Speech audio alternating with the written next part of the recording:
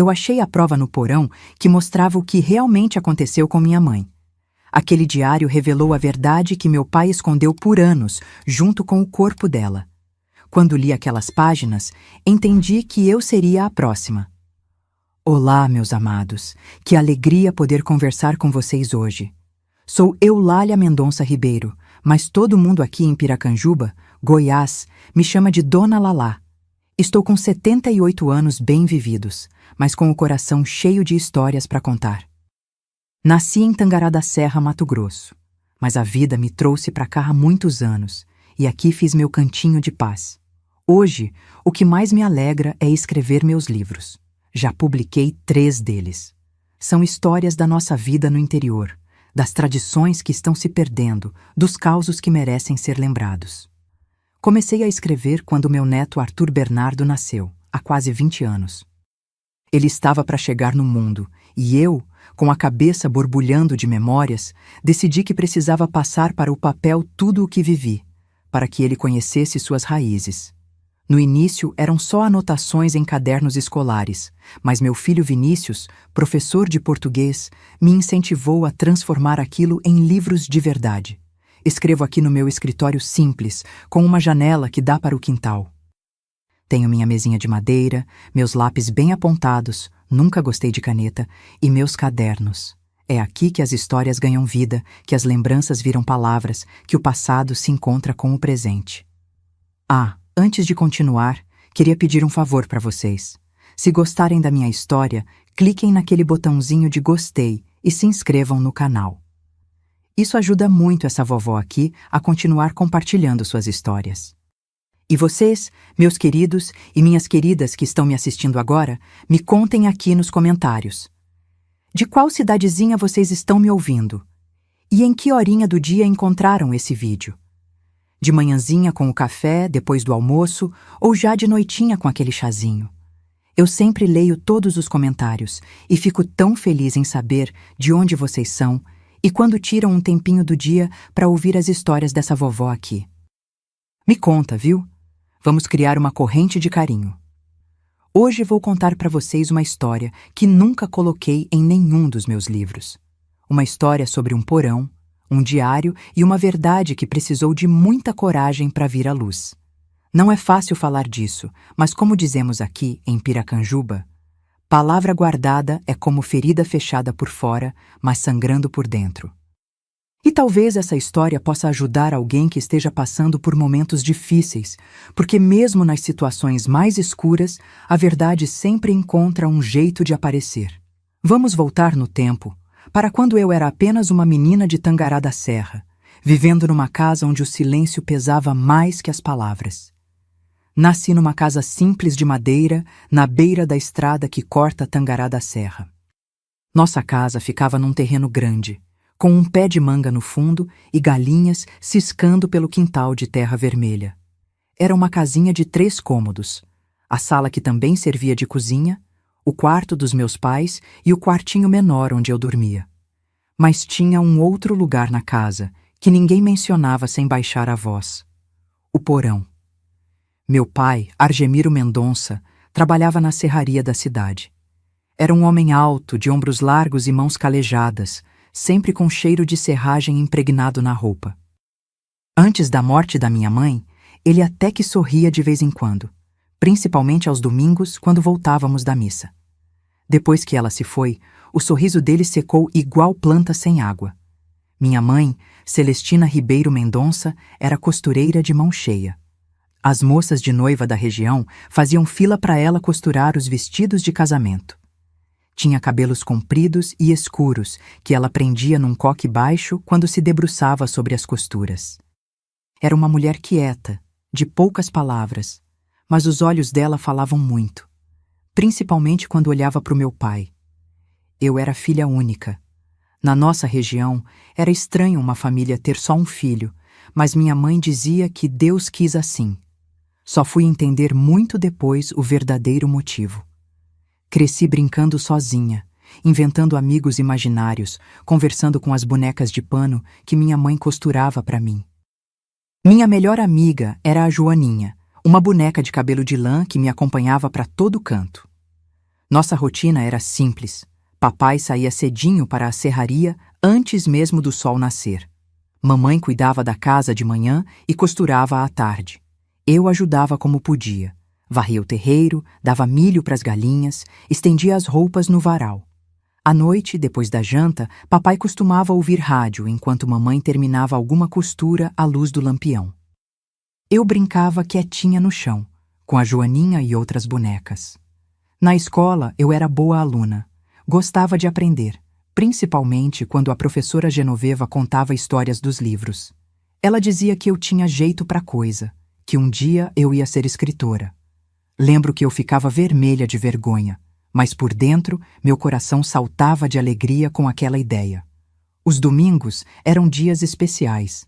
Íamos à missa de manhã, depois almoçávamos um frango caipira com polenta que minha mãe preparava. À tarde, às vezes, papai nos levava para tomar sorvete na pracinha ou visitávamos tia Josefa, irmã da minha mãe, que morava do outro lado da cidade. Eram momentos felizes, que guardo como quem guarda moedas preciosas num cofre. Tudo mudou quando eu tinha 9 anos. Lembro do dia como se fosse hoje. Era uma terça-feira de chuva forte, daquelas que fazem o telhado de zinco virar um tambor. Papai chegou mais cedo da serraria, ensopado e com uma expressão que eu nunca tinha visto. "Cadê sua mãe?" perguntou com uma voz estranha. Eu disse que ela estava no porão, pegando alguns tecidos que guardava lá. O porão era um lugar úmido e escuro embaixo da casa. Tinha uma escada de madeira que rangia a cada degrau. Mamãe guardava lá suas caixas de tecidos, linhas e alguns móveis velhos que não usávamos mais. Eu não gostava de ir lá. O cheiro de mofo me dava espirros e as sombras pareciam se mexer quando o lampião balançava. Papai desceu correndo as escadas do porão. Eu fiquei parada na cozinha, com a Joaninha apertada contra o peito. Ouvi um grito abafado, depois silêncio. Um silêncio que parecia pesar toneladas. Depois de um tempo que pareceu uma eternidade, papai subiu as escadas carregando minha mãe nos braços. Ela estava pálida, com um corte feio na perna. "Aconteceu um acidente", ele disse, a voz tremendo. "Sua mãe se cortou num prego enferrujado." Naquele mesmo dia, levamos mamãe para o único médico da cidade, Dr. Abelardo. Mas já era tarde demais. "A infecção foi muito rápida", disseram. "Tétano", explicou o médico com palavras complicadas que eu não entendia direito. Em 3 dias, minha mãe se foi. Lembro do caixão simples na sala da nossa casa, das mulheres rezando, do cheiro forte das velas e das flores. E lembro do olhar do meu pai, um olhar que misturava dor e algo mais, algo que só anos depois eu conseguiria nomear. Depois do enterro, a vida nunca mais foi a mesma. Papai ficou diferente. Passou a beber quase todas as noites, às vezes sumia e voltava só de madrugada. E começou a ficar bravo por qualquer coisinha, se a comida não estava do jeito que ele queria, se eu demorava para responder uma pergunta, se encontrava alguma boneca minha fora do lugar. Foi nessa época que começaram os castigos. Pequenos no início, ficar sem jantar, não poder sair para brincar. Mas logo vieram os outros, os piores, e sempre no mesmo lugar, o porão. "Vá pensar no que você fez", ele dizia, me empurrando para aquela escuridão que cheirava a terra molhada e memórias ruins. A primeira vez que fiquei trancada lá, chorei a noite toda abraçada à Joaninha. Com o tempo, aprendi a ficar quietinha, a não fazer barulho para não irritá-lo ainda mais.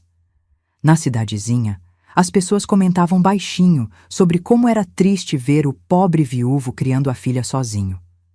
A tia Josefa até tentou me levar para morar com ela, mas papai não deixou. "Ela é minha filha, eu cuido dela", disse com aquela voz que não admitia discussão. E assim ficamos, só nós dois naquela casa que parecia cada dia maior e mais vazia, com o fantasma da minha mãe nos corredores e um segredo enterrado nas sombras do porão. Quando completei 13 anos, em 1960, as coisas pioraram de um jeito que nunca imaginei ser possível. Lembro que naquele dia não houve festa, nem bolo, nem parabéns. Tia Josefa apareceu com um pacote embrulhado em papel de pão e amarrado com barbante.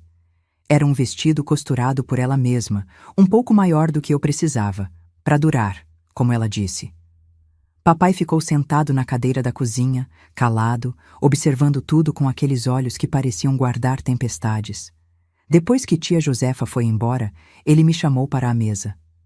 13 anos, disse, olhando para mim como se me visse pela primeira vez. Você está ficando igualzinha à sua mãe. Aquilo que deveria soar como um elogio saiu da boca dele como se fosse uma acusação. Foi a primeira vez que senti medo de verdade. Não o medo dos castigos, que já conhecia bem, mas um medo diferente, que gelava meu sangue. Naquela noite, ele me mandou para o porão por causa de um copo que quebrei lavando a louça. Mas dessa vez foi diferente. Ele não apenas me empurrou escada abaixo e trancou a porta. Desceu comigo, acendeu o lampião velho e o pendurou num gancho na parede. A partir de agora, as lições serão diferentes, ele disse, tirando o cinto da calça. O som da fivela de metal ainda ecoa nos meus pesadelos, mesmo depois de tantos anos. A disciplina, como ele chamava, durou o que pareceu uma eternidade. Quando finalmente subiu as escadas e fechou a porta, fiquei lá embaixo, encolhida no chão frio, abraçada à minha velha Joaninha, a única testemunha silenciosa do meu sofrimento. Chorei baixinho até pegar no sono, com as costas ardendo e o coração mais machucado que o corpo. A partir daquele dia, o porão se tornou o cenário dos meus piores pesadelos. Qualquer coisa virava motivo. Uma tarefa da escola não feita direito, o arroz que passou do ponto, uma palavra mal colocada, e lá ia eu para as lições no porão. Papai sempre dizia a mesma coisa. Você é fraca e descuidada, igual a sua mãe. E depois vinha aquele olhar estranho, como se ele estivesse vendo alguém que não era eu. Na escola comecei a ficar mais quieta. As outras meninas falavam de bailes, de rapazes, dos vestidos que queriam costurar para a festa da cidade, enquanto eu só pensava em como voltar para casa sem fazer barulho, como ser invisível. A professora Genoveva notava minha mudança. O que está acontecendo, Eulália? Ela perguntava às vezes. Mas eu apenas balançava a cabeça e dizia que estava tudo bem. O que poderia dizer? Quem acreditaria? Foi nessa época que conheci Durvalina, uma menina nova na escola. Ela tinha vindo de Cuiabá com a família e sentou ao meu lado na sala. Diferente das outras, Durvalina não falava de bailes ou rapazes. Ela gostava de ler, de contar histórias, de imaginar outros mundos. Foi a primeira pessoa que não me olhou como se eu fosse estranha quando fiquei calada. Ela apenas deixava um livro sobre minha carteira e dizia: "Leia, você vai gostar." Aos poucos, Durvalina se tornou minha única amiga. Ela nunca perguntava sobre os hematomas nos meus braços quando as mangas do uniforme subiam sem querer. Nunca questionava porque eu sempre inventava desculpas para não ir à casa dela brincar. De alguma forma, ela sabia respeitar meu silêncio. No meu aniversário de 14 anos, Durvalina me deu um presente que mudaria minha vida para sempre. Um diário de capa dura, verde escuro, com um pequeno cadeado dourado. "Para você guardar seus segredos", ela disse, colocando a chavinha na minha mão. "Às vezes, quando não podemos falar, escrever ajuda." Escondi o diário embaixo do colchão fino da minha cama. À noite, depois que papai adormecia, eu acendia um toquinho de vela e escrevia. Escrevia sobre o medo, sobre a dor, sobre as perguntas sem resposta que martelavam na minha cabeça. Por que minha mãe tinha morrido tão rápido depois de se cortar? Por que papai tinha mudado tanto? Por que ele sempre dizia que eu era igual a ela, com aquela voz carregada de raiva? E, principalmente, o que tinha acontecido de verdade naquele dia de chuva no porão? Foi nesse diário que comecei a registrar minhas suspeitas. As histórias não batiam. Tia Josefa uma vez deixou escapar que minha mãe queria ir embora de Tangará, voltar para a família dela em Cáceres. O doutor Abelardo parecia sempre desconfortável quando me encontrava na rua. E havia o olhar do meu pai.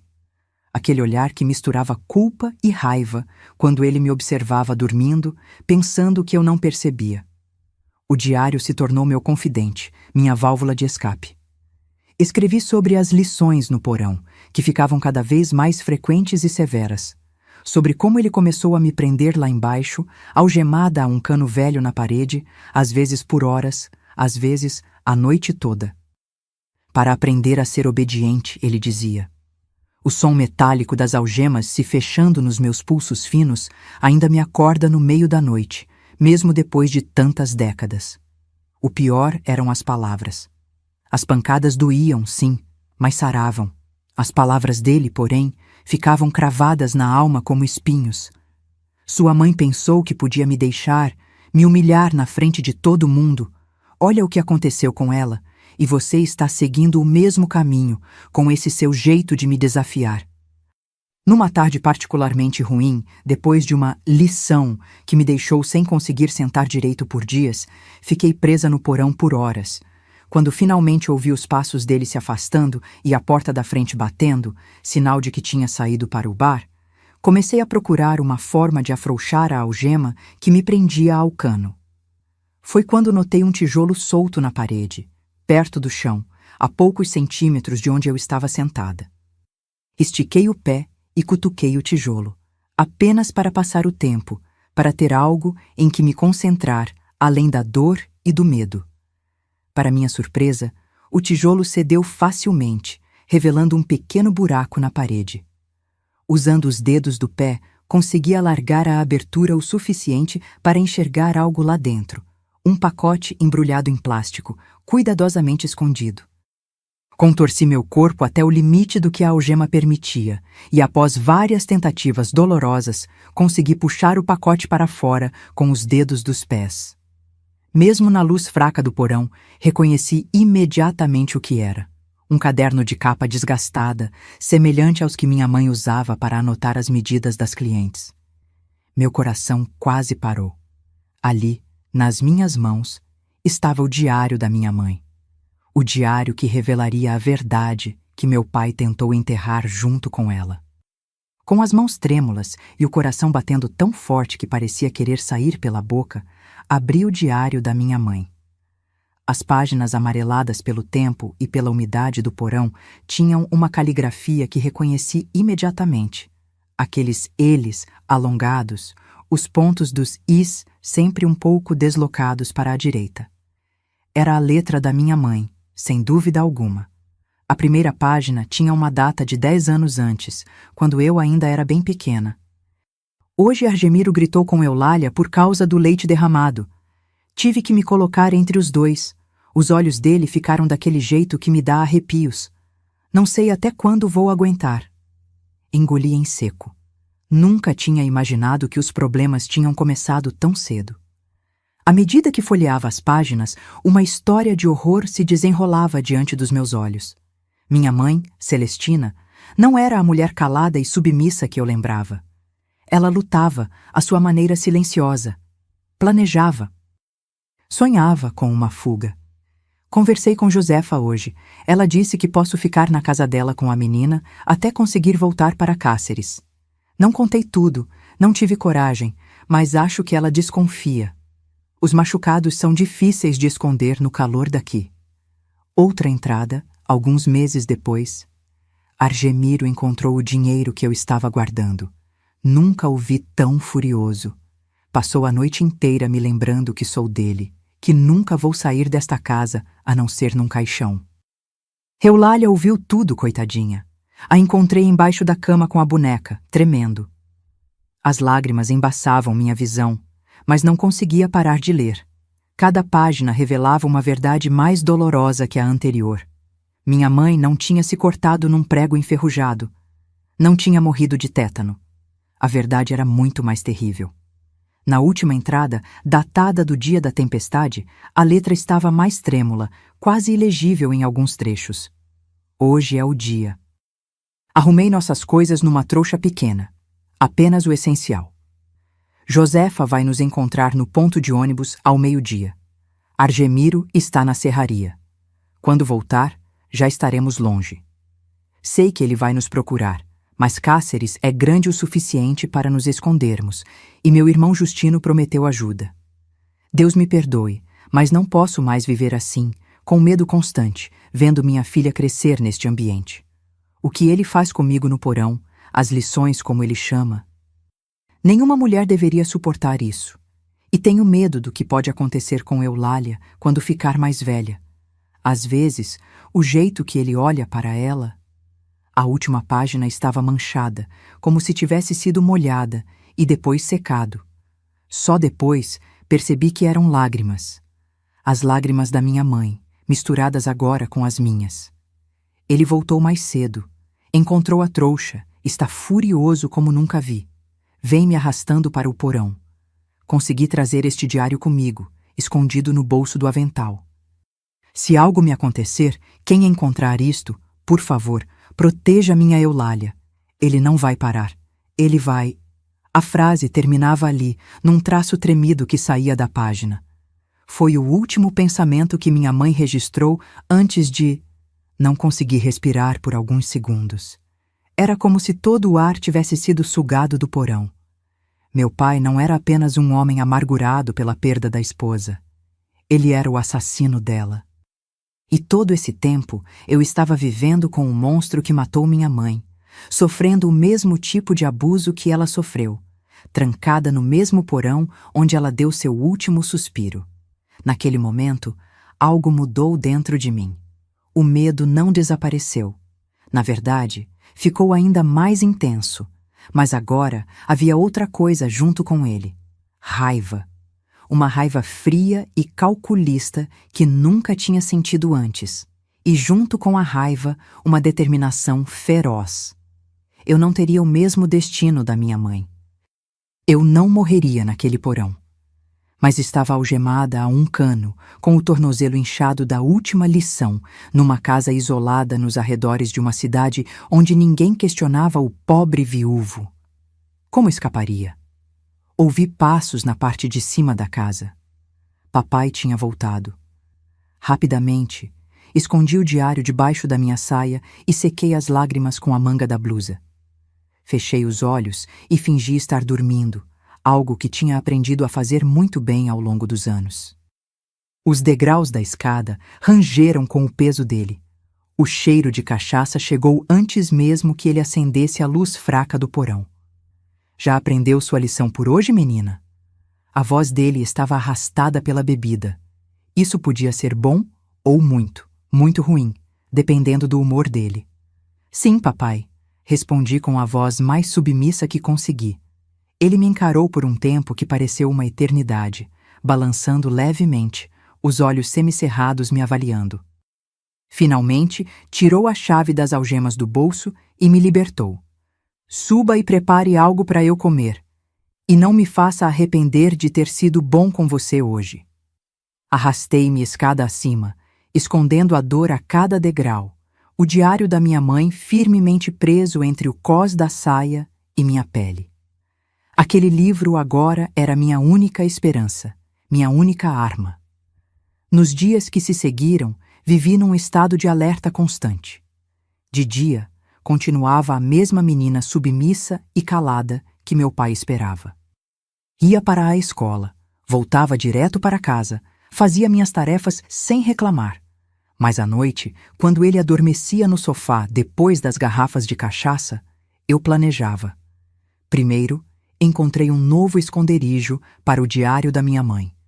Uma tábua solta embaixo da minha cama, onde já guardava meu próprio diário. Ali, os dois livros ficaram juntos, o dela contando o passado trágico, o meu registrando o presente angustiante e os planos para um futuro incerto. Durvalina percebeu a mudança em mim, mesmo que eu tentasse esconder. Você está diferente, ela comentou baixinho durante a aula. Seus olhos parecem os de alguém mais velho. Não contei tudo para ela, é claro, mas deixei escapar algumas frases. O suficiente para que ela entendesse a gravidade da situação. Se algum dia eu não aparecer na escola por mais de 2 dias, procure a professora Genoveva, falei, tentando parecer casual. Diga a ela para ir até minha casa com alguém da delegacia. Os olhos de Durvalina se arregalaram, mas ela apenas assentiu, sem fazer perguntas. Era isso que mais admirava nela. Sabia quando não perguntar. Em casa, As lições continuaram. Mas agora que eu sabia a verdade, cada palavra do meu pai tinha um significado diferente. Quando ele dizia sua mãe era fraca, não aguentou, eu entendia o que realmente queria dizer. Quando ameaçava que eu acabaria como ela se não aprendesse a obedecer, não era uma advertência. Era uma confissão. A pior lição aconteceu um mês depois de eu encontrar o diário. Foi num sábado à noite, depois que ele voltou do bar mais embriagado que o normal. Tinha perdido dinheiro no jogo de cartas e, como sempre, precisava descontar em alguém. Encontrou uma desculpa qualquer, acho que foi uma camisa mal passada, e me arrastou para o porão. Dessa vez, a disciplina foi tão severa que achei que não sobreviveria. Entre os golpes, ele falava coisas desconexas, misturando meu nome com o da minha mãe, como se não soubesse mais quem estava punindo. Você pensou que podia me deixar, Celestina? Pensou que ia fugir com a menina? Ninguém me deixa, ninguém. Quando finalmente parou, caí no chão frio do porão, semiconsciente. Ele me deixou lá, sem nem mesmo se dar ao trabalho de me algemar dessa vez. Talvez achasse que eu não teria forças para subir as escadas, e quase não tive. Mas algo dentro de mim se recusava a desistir. A voz da minha mãe, através daquelas páginas do diário, me dava uma força que não sabia que possuía. Arrastei-me para o canto onde ficava o tijolo solto, agora meu esconderijo particular, e puxei de lá um pequeno espelho quebrado que tinha guardado dias antes. No reflexo trêmulo, vi meu rosto, inchado, com um corte no supercílio e o lábio partido. Mas o que mais me assustou foram meus olhos. Pareciam os olhos da minha mãe na última foto que tínhamos dela. Os olhos de alguém que sabia que precisava fugir ou morrer tentando. Foi naquela noite, deitada no chão daquele porão que tinha sido testemunha de tanto sofrimento, que tomei minha decisão. Não tentaria fugir como minha mãe. Isso tinha custado a vida dela. Eu enfrentaria o monstro.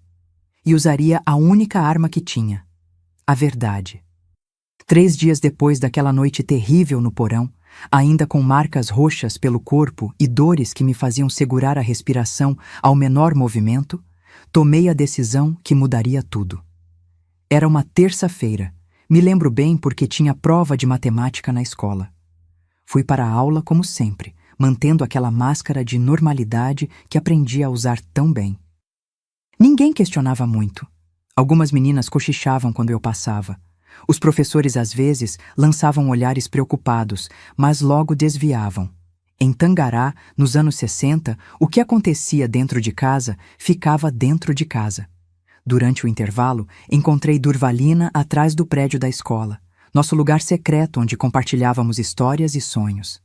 Daquela vez, porém, não havia sonhos para compartilhar. Preciso que você guarde isso, disse, entregando a ela um envelope fechado. Dentro estava uma carta detalhada sobre tudo o que acontecia na minha casa, junto com a localização exata de onde tinha escondido os 2 diários, o meu e o da minha mãe. Se algo acontecer comigo, entregue para a professora Genoveva, só para ela, entendeu? Durvalina pegou o envelope com mãos trêmulas. O que você vai fazer, Lalá? Era a única que me chamava assim. Um apelido carinhoso que soava estranho naquele momento, carregado de medo. Vou acabar com isso, respondi, com uma calma que não sentia de verdade. De um jeito ou de outro. Voltei para casa depois da aula com um peso no estômago que nada tinha a ver com fome. Papai não estava, provavelmente na serraria ou já no bar. Aproveitei para pegar os diários do esconderijo e colocá-los debaixo do colchão, mais acessíveis para o que estava por vir. Preparei o jantar como sempre, arroz, feijão e um pedaço de carne seca refogada com mandioca. O cheiro encheu a cozinha pequena, mas meu estômago estava tão fechado que a ideia de comer qualquer coisa me dava náuseas. Coloquei a mesa, arrumei tudo como ele gostava e esperei. O rangido da porteira anunciou sua chegada pouco depois do sol se pôr. Reconheci pelo barulho dos passos que ele já tinha passado no bar depois do trabalho. Não estava completamente bêbado, o que era pior. Naquele estado intermediário, ele ficava mais atento, mais cruel. Que cheiro bom, disse ao entrar, jogando o chapéu sobre a cadeira. Seus olhos me examinaram rapidamente, procurando algo para criticar. Pelo menos uma coisa você sabe fazer direito. Sentamos à mesa em silêncio. Ele comia com gosto, enquanto eu apenas empurrava a comida de um lado para o outro do prato. Minha garganta parecia fechada por um nó invisível. Não vai comer? Perguntou, entre uma garfada e outra. Desperdício de comida é falta de respeito. Não estou com fome, respondi baixinho. Ele largou o garfo com força sobre o prato, fazendo um barulho que me fez encolher por reflexo. Não está com fome? Tem ideia de quanto custa colocar comida nessa mesa? Acha que dinheiro cai do céu? Era sempre assim que começava. Uma pequena fagulha que ele alimentava até virar um incêndio incontrolável. Normalmente, eu me desculparia, comeria forçado, faria qualquer coisa para apaziguá-lo. Mas naquela noite, algo tinha mudado dentro de mim. Encontrei o diário dela, disse, as palavras saindo quase sem minha permissão. O tempo pareceu congelar. Ele ficou imóvel, o garfo a meio caminho da boca, os olhos fixos em mim como se tivesse visto um fantasma. E, de certa forma, tinha mesmo. Do que você está falando, menina? A voz dele saiu diferente, mais aguda, quase irreconhecível. O diário da minha mãe, continuei, sentindo um tremor nas mãos que tentei esconder debaixo da mesa. Aquele que ela escreveu até o último dia. Até a hora em que você a arrastou para o porão. Ele largou o garfo, que caiu com um tinido metálico no prato. Seu rosto passou por várias expressões em segundos: surpresa, medo, raiva, até se fixar numa máscara dura que eu conhecia bem demais. Você não sabe do que está falando, disse, levantando-se lentamente da cadeira. Sua mãe morreu de tétano. Todo mundo sabe disso. Também me levantei, recuando alguns passos em direção ao meu quarto. Não era uma retirada, era estratégia. Ela escreveu tudo, pai. Como você a tratava, como ela tentou fugir comigo para Cáceres, como você a encontrou arrumando as coisas naquele dia de chuva. Ele avançou em minha direção, o rosto contorcido numa fúria que fez meu sangue gelar. Onde está esse diário? Me dê isso agora. Corri para o quarto, com ele nos meus calcanhares. Puxei o diário de minha mãe debaixo do colchão e o segurei contra o peito. Está tudo aqui, disse, a voz tremendo, mas determinada. Tudo o que você fez com ela. Tudo o que vem fazendo comigo. Me dê isso. Ele avançou, tentando arrancar o caderno das minhas mãos, mas eu me esquivei. Se fizer isso, todo mundo vai saber. Gritei com uma coragem que não sabia possuir. Fiz cópias das partes importantes. Estão guardadas em lugar seguro. Se alguma coisa acontecer comigo, a professora Genoveva vai recebê-las, junto com uma carta minha contando tudo. Era parcialmente verdade. Não tinha feito cópias, mas a carta com Durvalina continha detalhes suficientes, e os diários estavam mencionados nela. Ele parou, ofegante, os olhos injetados percorrendo meu rosto em busca de algum sinal de blefe. Você está mentindo, disse, mas havia uma nota de incerteza em sua voz. Quer arriscar? A cidade inteira vai saber o que acontece neste porão, o que aconteceu com minha mãe. O delegado Osvaldo é amigo do diretor da escola, sabia? Ele vai adorar saber a verdade sobre o pobre viúvo de Tangará. A menção ao delegado fez seu rosto empalidecer. Mesmo numa cidade pequena, onde os assuntos de família eram frequentemente ignorados, um assassinato era outra história. Sua mãe era fraca, ele disse, a voz agora um sibilo carregado de ódio. Não aguentou a pressão. Eu apenas disciplinei ela como fazia com você. Foi um acidente. Você a matou, respondi, surpresa com a firmeza na minha voz. E vem me torturando desde então, no mesmo lugar onde ela morreu. Houve um momento de silêncio tenso, onde apenas nossas respirações pesadas preenchiam o quarto pequeno. Então, algo inesperado aconteceu. Meu pai, aquele homem que sempre me pareceu um gigante aterrador, desmoronou. Não fisicamente. Continuou de pé, imponente como sempre. Mas algo em seus olhos mudou, como uma luz que se apaga. Você não entende, murmurou, passando a mão pelos cabelos já ralos.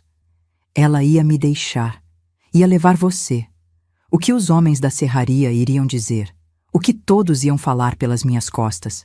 Lá vai o Argemiro, o homem que a mulher abandonou. Naquele instante, vi meu pai como realmente era. Não um monstro invencível, mas um homem patético, fraco, consumido pelo próprio ego e orgulho ferido. Um homem que preferia matar a mulher a ser abandonado por ela. Vou embora daqui, declarei, ainda apertando o diário contra o peito como um escudo. Vou para a casa da tia Josefa. Se tentar me impedir, se vier atrás de mim, juro que entrego esses diários ao delegado. Ele me encarou longamente, os olhos agora vazios de qualquer emoção que eu pudesse reconhecer. Finalmente, deu meia volta e saiu do quarto sem dizer uma palavra. Ouvi seus passos pesados atravessando a sala, a porta da frente batendo, e então, o silêncio. Fiquei parada ali, tremendo da cabeça aos pés, sem acreditar no que acabara de acontecer. Tinha enfrentado meu algoz, tinha olhado no rosto do homem que matou minha mãe e o feito recuar, mas sabia que não estava segura. Não ainda. Rapidamente, peguei uma trouxa de roupa e coloquei o mínimo necessário. 2 mudas de roupa, o diário da minha mãe, meu próprio diário e a boneca Joaninha, companheira silenciosa de tantas noites de terror. Coloquei tudo numa sacola de pano e saí pelos fundos da casa, correndo pela estradinha de terra em direção à cidade. Era uma noite de lua cheia, o que facilitava enxergar o caminho. Mesmo assim, tropecei várias vezes, o medo me fazendo olhar constantemente para trás. Cada sombra parecia ser meu pai vindo me buscar, cada ruído da mata me fazia congelar de pavor. Cheguei à casa da tia Josefa perto da meia-noite, encharcada de suor, os pés sangrando pelos cortes nas pedras do caminho. Bati à porta com toda a força que tinha, rezando para que ela estivesse em casa e não na casa da comadre onde às vezes dormia. A luz de um lampião se acendeu lá dentro. Ouvi passos e então a voz dela, assustada. — Quem está aí a essa hora? — Sou eu, tia, Eulália. A porta se abriu, revelando o rosto sonolento e preocupado da minha tia. — Menina de Deus, o que aconteceu? Caí em seus braços, soluçando, sem conseguir formar palavras coerentes. Ela me puxou para dentro, trancou a porta e me sentou numa cadeira na cozinha pequena, mas acolhedora. Ele... Tentei dizer entre soluços. Shh, respira primeiro, disse ela, colocando uma caneca de água fresca nas minhas mãos. Beba, acalme-se. Bebi a água em grandes goles, sentindo a garganta arranhar pela secura e pelo choro. Quando finalmente consegui me acalmar um pouco, coloquei o diário da minha mãe sobre a mesa. Encontrei isso, disse simplesmente. Tia Josefa olhou para o caderno gasto, reconhecimento imediato em seus olhos. Onde? No porão, escondido atrás de um tijolo solto. Ela pegou o diário com mãos trêmulas, abrindo-o e reconhecendo a letra da irmã. As lágrimas começaram a escorrer pelo seu rosto enrugado enquanto lia as primeiras páginas. Eu sempre soube, murmurou, mais para si mesma que para mim. Sabia que não podia ter sido apenas um acidente. Sua mãe tinha tanto medo dele. No dia que ela morreu, ela tinha me pedido para encontrá-la no ponto de ônibus. Quando não apareceu, fui até sua casa, mas seu pai disse que ela tinha se machucado, que o médico já estava lá. Nunca me deixou vê-la direito no velório. O caixão estava fechado. Suas palavras confirmavam tudo. O último plano de fuga da minha mãe. O encontro marcado com tia Josefa, o caixão fechado para esconder as verdadeiras causas da morte. Ele a matou, disse, sentindo um peso imenso ao pronunciar aquelas palavras em voz alta. E agora, quando confrontei ele com o diário, ameacei contar para todos. Ele o quê, minha filha? Tia Josefa segurou minhas mãos, seus olhos ansiosos, fixos nos meus. Ele não negou. Disse que foi um acidente, que estava apenas a disciplinando como faz comigo. E depois saiu. Foi embora de casa. Minha tia me abraçou forte, o cheiro familiar de seu sabonete caseiro de arruda me trazendo um conforto que não sentia há anos. Você não volta mais para aquela casa, declarou com uma firmeza surpreendente para uma mulher sempre tão doce e calma. Nunca mais. Amanhã mesmo vamos à delegacia com esse diário. Naquela noite, dormi no quartinho dos fundos da casa da tia Josefa, a Joaninha abraçada contra o peito, o corpo dolorido, mas a alma, pela primeira vez em muitos anos, sentindo uma leve brisa de liberdade. Não era o fim da minha provação, longe disso, mas era o começo do fim. Mal sabia eu que meu pai, naquele exato momento, estava sentado na mesa da cozinha da nossa casa, uma garrafa de cachaça pela metade à sua frente, escrevendo algo num papel amarelado.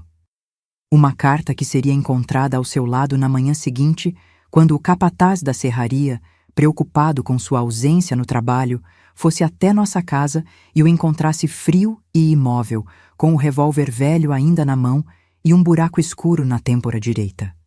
O porão finalmente tinha reclamado sua última vítima. Quase não consegui dormir naquela noite na casa da tia Josefa. Mesmo com a porta trancada e a cadeira encostada na maçaneta, hábito que carreguei por décadas depois, cada rangido da madeira me fazia sentar na cama, coração disparado. Já perto do amanhecer, finalmente adormeci, exausta de tanto chorar. O barulho na porta me acordou num sobressalto. Meu primeiro pensamento foi que papai tinha vindo me buscar. Encolhi-me contra a parede, abraçando a Joaninha com força, quando ouvi a voz da tia Josefa, entrecortada pelo choro. Eulália, minha filha. Aconteceu uma coisa. Abri a porta para encontrar minha tia com olhos inchados, ao lado do delegado Osvaldo.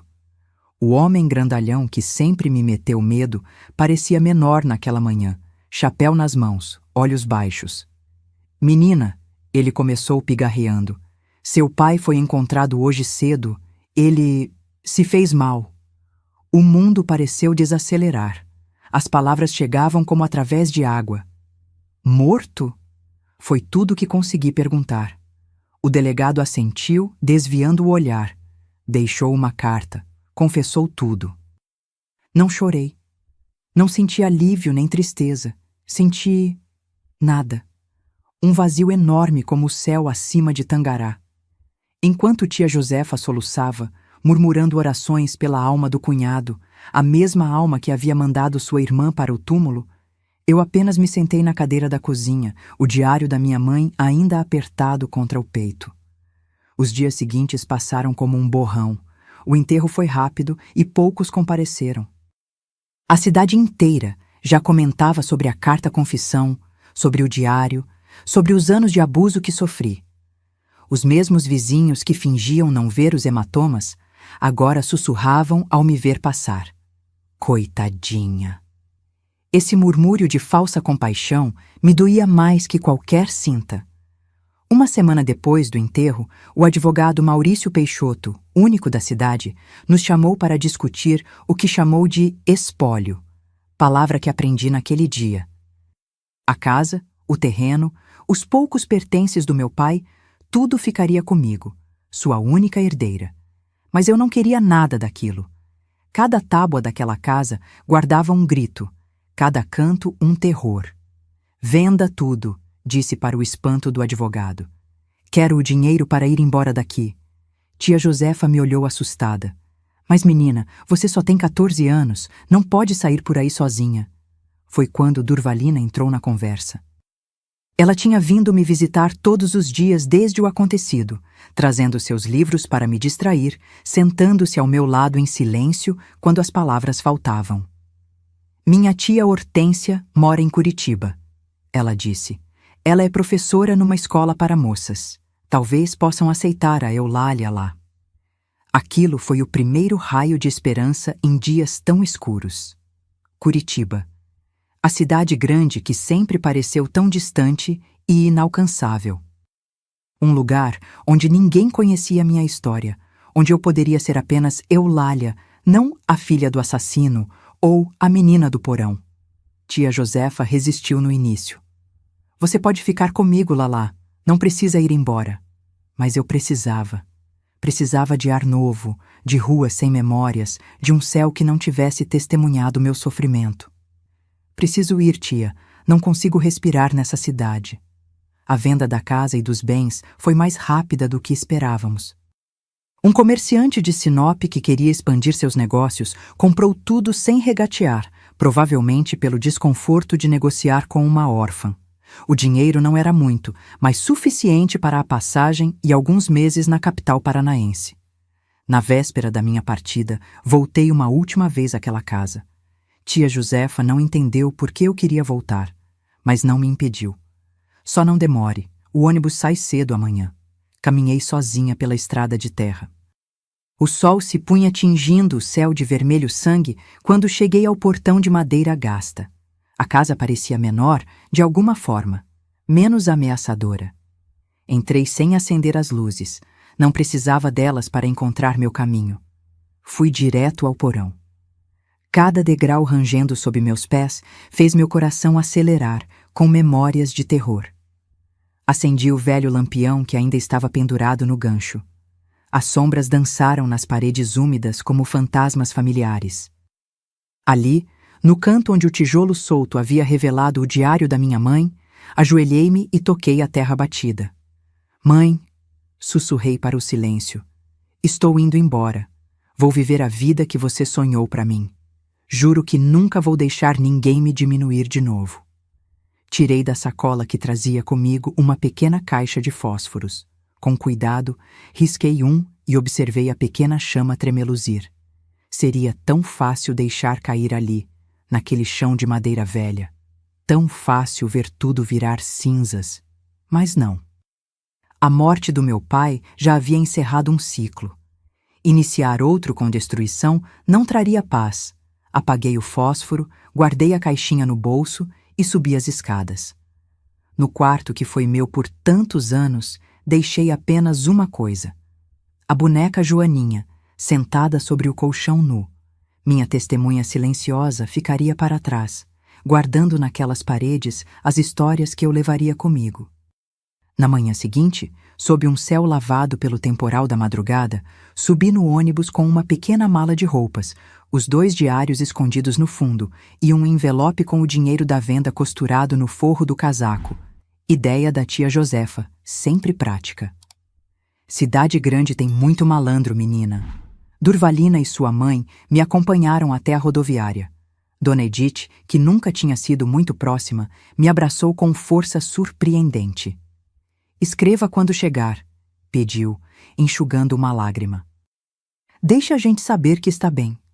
Durvalina, minha única amiga, me entregou um pacote embrulhado em papel pardo. Só abra quando estiver na estrada, disse com a voz embargada. Nos abraçamos longamente, sem palavras. Nunca precisamos muito delas. Tia Josefa chorou copiosamente, alternando entre conselhos práticos e bendições. Tenha cuidado com homens, alertou, ajeitando meu cabelo pela 10ª vez, e nunca durma sem rezar um Pai Nosso e uma Ave Maria. Quando o ônibus finalmente partiu, fiquei olhando pela janela, até as 3 figuras se tornarem apenas pontos na distância. Tangará da Serra ficava para trás, com seus segredos, dores e cicatrizes. À minha frente, um mundo desconhecido e aterrorizante, mas meu para explorar. Só então abri o pacote de Durvalina. Era um livro de poesias de Carlos Drummond de Andrade e um bilhete. Para quando as palavras suas faltarem, use-as dele. Um dia você escreverá suas próprias. Sua amiga para sempre, Durva. Chorei então, pela primeira vez desde a morte do meu pai. Não por ele, não pelo passado, mas pelas possibilidades que se abriam à minha frente, como o horizonte sem fim, pela janela do ônibus. A viagem para Curitiba foi longa e exaustiva. 3 dias de estradas esburacadas, paradas em rodoviárias empoeiradas, noites mal dormidas em bancos desconfortáveis durante as baldeações. Mas cada quilômetro me afastava do porão, das algemas, dos gritos noturnos. Cada solavanco do ônibus sacudia para longe um pouco do medo que carregava em meus ombros de menina. Quando finalmente cheguei à capital paranaense, em março de 1962, o choque foi imenso. Nunca tinha visto tantos prédios, tantos carros, tantas pessoas apressadas. O barulho era ensurdecedor para alguém acostumada ao silêncio opressivo de Tangará. Perdi-me 2 vezes antes de encontrar o endereço da tia de Durvalina, anotado num papel amassado no bolso. Dona Hortência não se parecia em nada com a sobrinha. Era uma mulher alta, magra, de expressão severa e postura impecável. Mas seus olhos tinham a mesma bondade quando me recebeu na porta do pequeno apartamento no centro da cidade. "Então você é a Eulália", disse, examinando-me da cabeça aos pés. Durvalina me contou sua história. Parte dela, pelo menos. Seu olhar pousou nos hematomas já amarelados nos meus braços, visíveis apesar do casaco. "Bem-vinda à sua nova vida, menina." E foi assim que comecei de novo. Dona Hortência conseguiu me matricular no colégio Nossa Senhora das Graças, onde ela dava aulas de literatura. Não como aluna interna, o colégio era para moças de famílias abastadas, mas em regime especial, como caso social, termo que só entendi anos depois. Aluguei um quartinho na pensão de Dona Genoveva, uma senhora açoriana que tratava todas as hóspedes como filhas. "Menina tão novinha sozinha no mundo", ela repetia enquanto me servia mais uma concha de sopa. "Tem que comer para ficar forte." O dinheiro da venda da casa durou pouco mais de 6 meses. Logo precisei encontrar trabalho. Comecei lavando pratos numa confeitaria perto da escola, depois das aulas. A dona, Selma, uma descendente de italianos de voz alta e coração maior ainda, logo percebeu meu interesse pelos livros de receitas. "Você quer aprender a fazer doces, menina?" perguntou um dia, enquanto eu secava as formas, olhando fascinada para os bolos que saíam do forno. "Posso te ensinar, se quiser." Foi minha primeira oportunidade real de escolha. De fazer algo porque eu queria, não por medo ou obrigação. "Quero sim, dona Selma. Muito." Aos 16 anos, já fazia os melhores brigadeiros da confeitaria.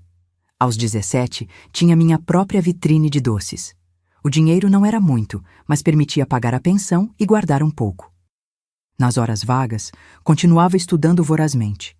Dona Hortência, vendo minha sede por conhecimento, me emprestava livros que jamais teria acesso de outra forma. Foi ela também quem me incentivou a prestar o vestibular para a Faculdade de Letras. "Você tem talento com as palavras, Eulália. Não desperdice isso." Em 1966, aos 19 anos, entrei na Universidade Federal do Paraná, a primeira de minha família a pisar numa instituição de ensino superior. Trabalhava de dia na confeitaria, estudava à noite, dormia poucas horas.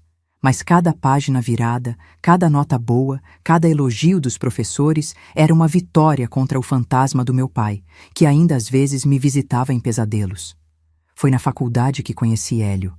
Ele era professor assistente de literatura brasileira, apenas 8 anos mais velho que eu, mas com uma sabedoria nos olhos que me cativou desde o primeiro dia. Diferente dos outros homens, ele nunca tentou me impressionar. Conversava comigo sobre livros, poemas, ideias, como se eu fosse igual a ele, algo que nunca tinha experimentado. Nosso primeiro encontro foi num café perto da universidade para discutir um trabalho sobre Machado de Assis. Conversamos até o lugar fechar. Quando me acompanhou até o ponto de ônibus, não tentou me tocar, não invadiu meu espaço, apenas perguntou: "Podemos continuar essa conversa outro dia?" Continuamos por meses. Encontros em cafés, caminhadas pelo centro histórico, tardes inteiras na biblioteca. Ele sempre respeitoso, paciente, atento aos meus limites invisíveis. Eu, desconfiada, esperando a máscara cair, o monstro aparecer como aconteceu com meu pai. Numa noite de inverno particularmente fria, depois de me acompanhar até a pensão, Hélio segurou minha mão pela primeira vez. Um toque tão leve que quase não senti através das luvas de lã. "Eulália", disse com aquela voz calma que me acalmava por dentro, "acho que estou me apaixonando por você." Congelei. O medo, aquele velho conhecido, subiu por minha espinha. Puxei minha mão, recuei um passo. "Você não me conhece de verdade", respondi, a voz trêmula. Então me deixe conhecer, ele pediu sem avançar, respeitando minha distância. Seu passado, seus medos, seus sonhos, tudo. Naquela noite, na cozinha silenciosa da pensão, enquanto todos dormiam, contei a ele. Tudo. O porão, as lições, o diário da minha mãe, a morte do meu pai. Mostrei-lhe as cicatrizes, não apenas as visíveis nos pulsos, onde as algemas mordiam, mas as invisíveis, as que carregava na alma. Hélio chorou. Não de pena, mas de raiva, de indignação pelo que vivi. Quando terminei, ele não tentou me abraçar, não ofereceu palavras vazias de consolo. Apenas disse: "Obrigado por confiar em mim com sua história. Você é a pessoa mais corajosa que já conheci." Nos casamos em 1968. Foi uma cerimônia simples no cartório, seguida de um almoço na confeitaria onde eu ainda trabalhava. Tia Josefa veio de Tangará, envelhecida, mas com os mesmos olhos bondosos. Durvalina estava lá com o noivo, um rapaz de Cuiabá que conhecera na faculdade. Dona Hortência, orgulhosa como se eu fosse sua filha. Dona Genoveva, chorando mais que todos. Dona Selma comandando a cozinha, garantindo que tudo saísse perfeito. Nosso apartamento era pequeno, mas cheio de livros e luz natural. Nos primeiros meses, acordava sobressaltada no meio da noite, confusa por estar num lugar seguro, assustada com a presença de alguém ao meu lado. Hélio nunca reclamou. Apenas acendia o abajur, me oferecia água, esperava pacientemente a tempestade dentro de mim passar. Em 1970, formei-me em letras e comecei a dar aulas num colégio estadual. No ano seguinte, iniciei um mestrado em literatura brasileira. Em 1972, algo que jamais imaginei possível. Descobri que estava grávida. O medo foi imediato e avassalador. Que tipo de mãe eu seria, com todas as minhas cicatrizes? Como poderia proteger uma criança quando não pude proteger a mim mesma? Hélio segurou minhas mãos trêmulas naquela noite em que contei a novidade, o teste positivo ainda sobre a mesa da cozinha. "Eulália", disse ele, com aquela certeza tranquila que sempre me ancorava. "Você vai ser uma mãe extraordinária exatamente porque sabe o que é crescer sem amor. Você nunca, jamais, repetirá os erros do seu pai."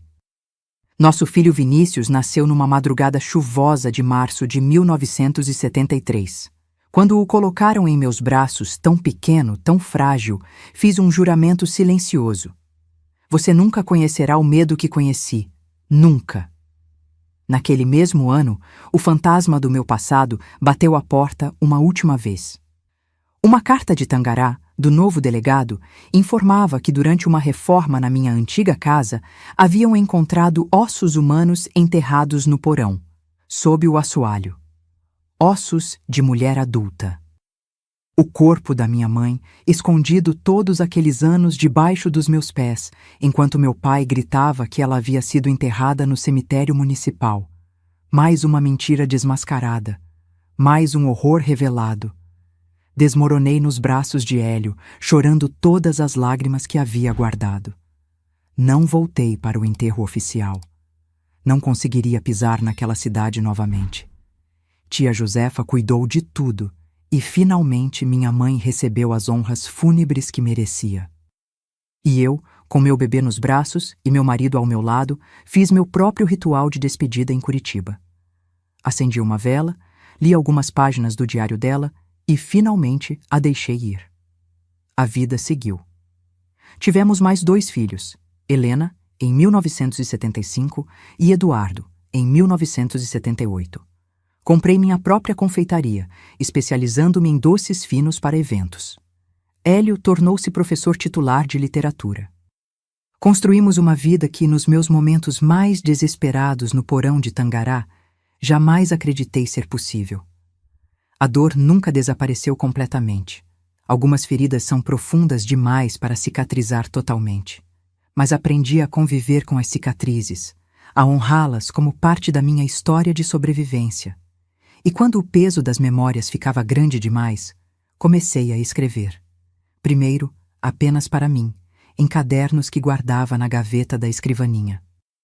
Depois, incentivada por Hélio, histórias ficcionais que, de alguma forma, sempre refletiam fragmentos da minha própria jornada.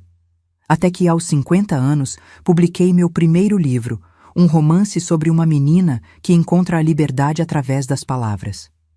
O diário da minha mãe permaneceu comigo, guardado numa pequena caixa de cedro que Hélio me deu de presente em nosso 10º aniversário de casamento. Não o lia com frequência. Algumas páginas eram dolorosas demais. Mas sua presença era um lembrete constante da verdade que me salvou, da coragem que minha mãe teve e que de alguma forma passou para mim. Em 1997, quando Vinícius me deu meu primeiro neto, Arthur, algo se curou definitivamente dentro de mim. Segurando aquele bebê, vendo meu filho ser o pai amoroso que nunca tive, senti que o ciclo de dor havia sido finalmente quebrado. Naquela noite, chorei nos braços de Hélio, não de tristeza, mas de gratidão profunda pela vida que havíamos construído juntos, pela família que crescia em amor, não em medo. Hoje, sentada nesta cadeira de balanço em meu escritório em Piracanjuba, olhando pela janela os ipês amarelos floridos no quintal, às vezes me pergunto se aquela menina assustada do porão conseguiria imaginar a mulher que me tornei. Cheguei a esta cidadezinha goiana há quase 10 anos, em 2016. Foi depois que Hélio partiu, levado por um infarto fulminante enquanto dormia. 48 anos juntos, uma vida inteira compartilhada, e num sopro ele se foi. Sem despedidas, sem últimas palavras. Apenas o silêncio de uma manhã de domingo e o lado vazio da cama. O luto foi um abismo diferente de tudo que já tinha enfrentado. A dor do porão era aguda, cortante como vidro quebrado. A ausência de Hélio era um vazio infinito, uma falta constante que tornava o ar rarefeito demais para respirar. Nosso apartamento em Curitiba, antes tão acolhedor, tornou-se um museu de memórias que me sufocavam. Foi minha filha Helena quem sugeriu a mudança. Ela tinha se casado com um médico que recebeu proposta para dirigir o pequeno hospital de Piracanjuba. "Vem com a gente, mãe", insistiu. Um lugar novo, uma chance de recomeçar. Recomeçar aos 68 anos parecia loucura. Mas quando já se sobreviveu ao que sobrevivi, quando já se enfrentou o próprio inferno e saiu dele para contar a história, talvez a loucura seja apenas mais um passo na jornada. Vendi o apartamento e a confeitaria em Curitiba. Comprei esta casa de varanda ampla e jardim generoso, a 10 minutos de carro da casa de Helena. Trouxe apenas o essencial: meus livros, algumas lembranças e a caixinha de cedro com o diário da minha mãe. No início, o silêncio desta casa me assustava. Depois de décadas na agitação de Curitiba, o ritmo lento de Piracanjuba parecia quase irreal. As noites eram escuras demais, as manhãs quietas demais. Passei semanas apenas existindo, movendo-me pela casa como um fantasma, indo à casa de Helena para o almoço de domingo, vendo os netos crescerem, sem realmente participar da vida. Foi Arthur, meu neto mais velho, agora um homem de 28 anos, professor de história, quem me trouxe de volta. Numa de suas visitas, trouxe uma caixa empoeirada que encontrou no sótão da casa dos pais. "Vó, achei seus manuscritos antigos", disse, colocando-a sobre a mesa da cozinha. "Por que parou de escrever depois do 3º livro?" Olhei para aqueles cadernos amarelados, rascunhos do que poderia ter sido, histórias inacabadas. "A vida aconteceu, filho", respondi, passando a mão sobre as capas. Depois que seu avô ficou doente, não encontrei mais as palavras.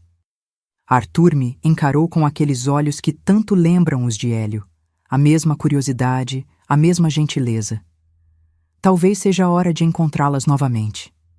Naquela noite, depois que ele partiu, fiquei sentada na varanda, olhando as estrelas, tão brilhantes aqui longe das luzes da cidade grande. Pensei em tudo que vivi, nas histórias que carregava dentro de mim, não apenas a minha, mas a da minha mãe, de tia Josefa, de Durvalina, de todas as mulheres que cruzaram meu caminho e me ajudaram a sobreviver. Na manhã seguinte, comprei um caderno novo. Sentei-me nesta mesma escrivaninha onde estou agora e comecei a escrever. Não ficção desta vez, mas memórias. A verdade crua e brutal da menina do porão. As palavras vieram como uma enxurrada. Um rio represado por décadas finalmente rompendo o dique. Escrevi por dias, por semanas. Dormia poucas horas e voltava ao caderno, como se tivesse medo que as memórias escapassem se não as capturasse rapidamente. Quando terminei o primeiro rascunho, mostrei apenas para Helena. Ela leu em 2 dias, chorando tanto que seus olhos ficaram inchados. "Mãe", disse ela, segurando minhas mãos, "isso precisa ser publicado. Outras pessoas precisam ler essa história." O processo foi assustador. Expor minha dor mais profunda, revelar segredos guardados por décadas, sentir-me novamente vulnerável. Mas algo tinha mudado em mim. A menina aterrorizada tinha se transformado numa mulher de 70 anos que já não tinha nada a temer. O Diário do Porão foi publicado no ano seguinte, 2019, por uma pequena editora de Goiânia. Não esperava muito. Afinal, quem se interessaria pela história de uma velha sobre traumas de infância? Mas o livro tocou as pessoas de uma forma que nunca imaginei. Cartas começaram a chegar, e-mails, mensagens nas redes sociais que meus netos administram para mim. Mulheres de todas as idades compartilhando suas próprias histórias de abuso, de silêncio, de sobrevivência. Homens agradecendo por ajudá-los a entender mães, irmãs, esposas que carregavam feridas invisíveis. Sua coragem me deu coragem. Escreveu uma jovem de 19 anos de uma cidadezinha do Mato Grosso que nem aparece nos mapas. "Se você sobreviveu àquele porão, eu posso sobreviver ao meu." Foi quando entendi que minha história não era apenas minha. Era uma luz para outros que ainda vagavam em seus próprios porões metafóricos, presos por algemas invisíveis de medo, vergonha ou culpa. Publiquei mais 2 livros desde então. Meu editor Augusto, um jovem entusiasmado de óculos grossos, diz que estou criando um novo gênero: memórias de cura. Sou convidada para falar em escolas, em faculdades, até em delegacias especializadas no atendimento à mulher. Nas primeiras vezes que falei em público, tremia tanto que precisava sentar. A voz falhava, as mãos suavam. Mas cada vez que contava minha história, ela perdia um pouco do poder sobre mim. Cada vez que alguém me agradecia com lágrimas nos olhos, sentia que o porão ficava mais distante, suas paredes desmoronando um pouco mais. Hoje, aos 78 anos, tenho uma rotina tranquila e gratificante. Acordo cedo, faço meu café e venho para este escritório, onde passo algumas horas escrevendo. Às vezes, são memórias para um novo livro. Às vezes, são respostas para leitores que me escrevem. Às vezes, são apenas reflexões para mim mesma. Às terças e quintas, dou aulas de literatura no Centro Comunitário de Piracanjuba. São turmas pequenas, principalmente de mulheres mais velhas, que, como eu, estão redescobrindo as palavras na maturidade. Ensinamos umas às outras. Elas me mostram ervas do cerrado que nunca conheci, receitas passadas por gerações. Eu mostro a elas o poder libertador da escrita. Nas tardes de domingo, a casa se enche de barulho. Helena vem com o marido Kleber e os filhos que ainda moram com eles, Júlia e Felipe, os caçulas. Arthur aparece com a esposa Bianca, grávida do meu primeiro bisneto. Vinícius e a família vêm de Goiânia quando podem. Eduardo, que mora em Portugal, visita 2 vezes por ano e fazemos videochamadas semanais. Preparamos almoços festivos na varanda, sob a sombra da mangueira que plantei quando me mudei. Rimos, discutimos política, falamos de livros, planejamos viagens. A mesa grande fica coberta de travessas e jarras de suco. As crianças correm pelo quintal, inventando brincadeiras que me fazem lembrar da infância que nunca tive, mas que pude dar aos meus filhos. Olho para todos eles, meus filhos, noras, genro, netos, e sinto uma gratidão que transborda. Este é meu verdadeiro triunfo contra o porão. Esta família construída com amor, respeito e gentileza. 3 gerações que nunca conheceram o terror que conheci, que cresceram sabendo que são amados incondicionalmente. À noite, quando todos se vão e a casa volta ao silêncio, sento-me nesta varanda com uma xícara de chá. Às vezes, folheio o diário da minha mãe, não mais com dor, mas com uma espécie de reverência. Aquelas páginas manchadas não são mais apenas um registro de horror, mas um testemunho de resistência. Através delas, minha mãe me salvou, mesmo depois de morta. Através delas, encontrei não apenas a verdade, mas meu próprio caminho para a liberdade. As cicatrizes ainda estão aqui. Finas linhas brancas nos pulsos, onde as algemas cortavam, marcas invisíveis na alma que às vezes doem em noites de tempestade. Mas aprendi que cicatrizes não são apenas lembranças de dor. São provas de cura, mapas da jornada que percorremos.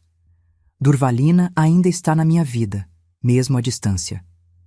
Mora em São Paulo agora, viúva como eu. Falamos pelo telefone toda semana, rimos das mesmas piadas, compartilhamos as pequenas vitórias e derrotas da velhice. Nunca esqueci que foi ela quem me deu meu primeiro diário, quem plantou a semente da escrita que, décadas depois, se tornaria minha salvação. Tia Josefa se foi há muitos anos, mas seu espírito permanece comigo. Nas manhãs em que acordo com dores nas juntas, faço o chá de erva cidreira que ela me ensinou. Quando meus netos têm pesadelos, conto as histórias que ela me contava, sobre anjos da guarda que velam nosso sono. Às vezes, quando o vento sopra de um jeito específico nas folhas da mangueira, ouço a voz da minha mãe, não mais em gritos de desespero, mas em sussurros de orgulho. Você conseguiu, minha filha, parece dizer. Você quebrou a corrente.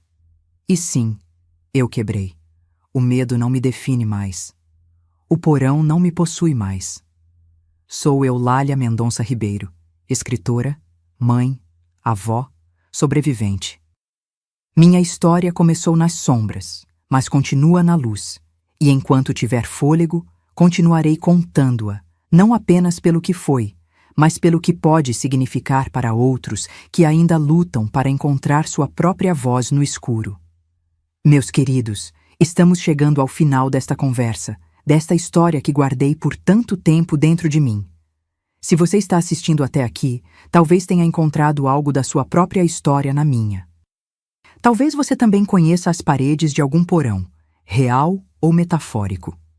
Quero olhar diretamente para você que está do outro lado desta tela e dizer: você não está sozinho. Sua dor é real, sua luta é legítima e sua libertação é possível. Durante muito tempo, acreditei que era fraca por ter medo, por chorar no escuro, por tremer ao ouvir passos na escada. Hoje sei que sobreviver exige uma força que poucos compreendem. Se você está respirando, apesar de tudo, você já é um guerreiro. Se me permitem, gostaria de compartilhar algumas verdades que aprendi ao longo desta jornada. Sua história não determina seu destino. O porão pode ser parte do seu passado, mas não precisa ser parte do seu futuro. Você é muito mais que as piores coisas que aconteceram com você. A vergonha não é sua para carregar. Ela pertence aos que causaram a dor, não a quem a sofreu. Devolva este fardo, ele nunca foi seu. Busque ajuda, aceite mãos estendidas. Minha tia Josefa, Durvalina, Dona Hortência, não teria sobrevivido sem elas. Em algum lugar, existe alguém pronto para ouvir sua verdade sem julgamento. Sua voz é sua arma mais poderosa.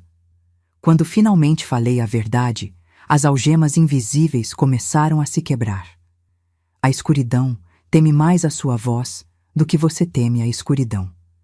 Cada pequeno passo conta.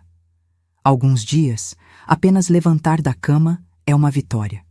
Celebre cada batalha vencida, por menor que pareça. O perdão não é obrigatório. Nunca perdoei meu pai pelo que fez a minha mãe, a mim. E está tudo bem. A cura não exige que você absolva quem destruiu partes de você. Você merece uma vida além da sobrevivência. Não apenas existir, mas viver plenamente, com alegria, amor, risos. Isso também é resistência. Sua dor pode se transformar em propósito. Quando compartilhei minha história, descobri que ela poderia iluminar o caminho para outros. Suas cicatrizes podem se tornar mapas de esperança para quem ainda está perdido. Você não é o que fizeram com você. Você é o que escolhe fazer com o que resta, com cada amanhecer, com cada nova chance. Olho para trás hoje e vejo aquela menina assustada no porão, agarrada à sua boneca, tremendo no escuro.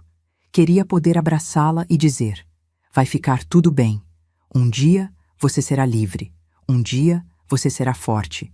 Um dia você estará sentada numa varanda, cercada de amor, contando sua história não com vergonha, mas com orgulho por ter sobrevivido.